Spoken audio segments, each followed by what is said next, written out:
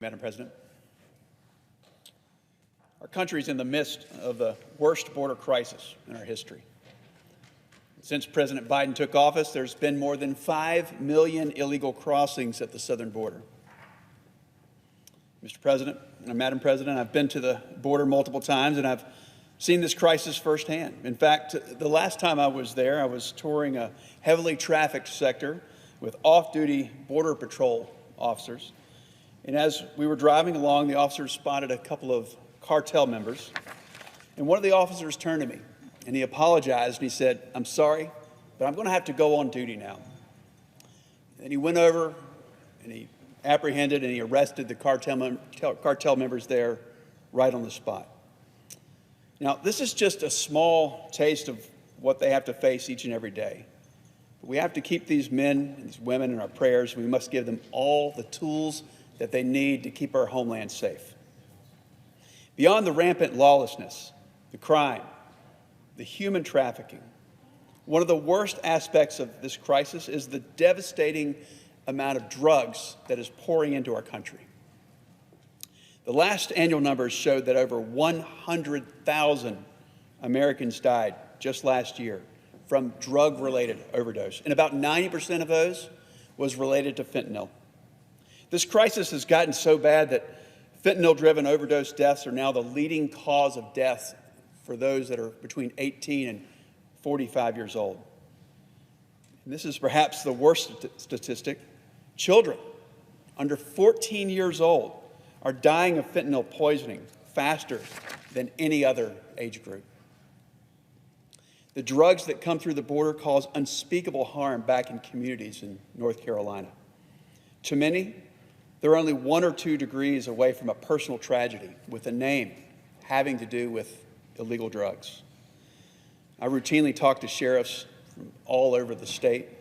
I recently went to all 100 counties and I talked to a lot of those sheriffs. And many of them told me that every single county in North Carolina is now a border county because of President Biden's policies. In fact, a recent drug bust in Iredell County, just north of Charlotte, uncovered enough fentanyl to kill 250,000 individuals. Now that's poison from just one traffic stop in North Carolina. And it begs the question, how did we get here and what can be done? Well, we got here at precisely the moment that President Biden stopped enforcing the law at the southern border. President Biden stopped building the border wall on his first day in office. He's reversed policies to quickly deport criminals, illegal aliens. He refused to get tough on sanctuary cities who don't obey federal law. He ended the Remain in Mexico policy. And next month, he'll end Title 42 with no plan on how to manage the impending surge. The story of President Biden's border crisis is one of preventable tragedies compounding day in and day out. And if the White House won't act to stop it, then Congress should. The very first bill I introduced as a U.S. Senator is called the Build the Wall Now Act.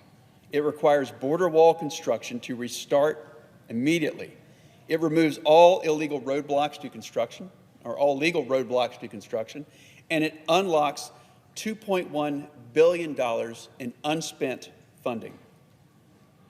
I've seen for myself the idle, heavy equipment just sitting there, the concrete and the steel that is sat unused since January 20th of 2021. My bill, it simply orders the Biden administration to use those supplies and finish the job. When I spoke to those border agents, they told me that they really need a wall. And yeah, they need funding. But what they really need is an administration that has their back. And right now, they don't have that. Securing the border, it used to be a bipartisan issue.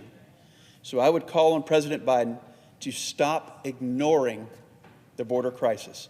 Suspend any partisanship that is stopping him from doing what we know would stop this suffering. And for the sake of our law enforcement, for our parents, for our children, we need this administration to change course so that we can save lives. Madam President, I yield the floor.